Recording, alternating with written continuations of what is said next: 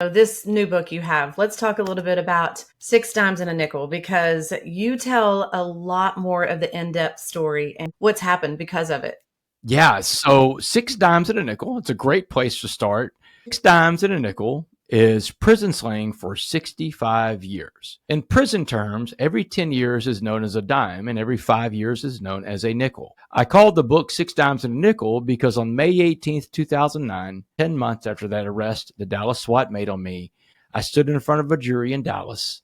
And this crime that I'm standing trial for is not a burglary case. It's an organized crime case. It's RICO. It's the biggest case they can bring against you. And I'm the head of the whole organized crime ring. And at the end of a long 6-day trial, the jury deliberated for about 10 minutes, which is a very bad sign if you're at the defense table. It means they smoked you, to be honest with you.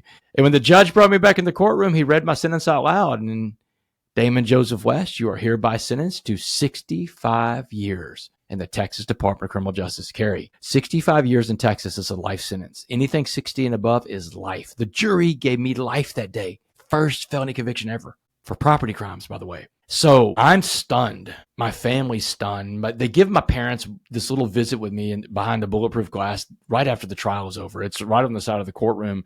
And I have a conversation with my mom that day, and she's telling me that she said debts in life demand to be paid. And you just got hit with one heck of a bill from the state of Texas. But she's reminding me, you did all the things they said you did. So you got to go and pay that debt. She said, you owe Texas that debt. But now you owe your father and I a debt too, because we gave you all the opportunity, love, and support to be anything in life. So here is the debt you're going to pay your dad and I.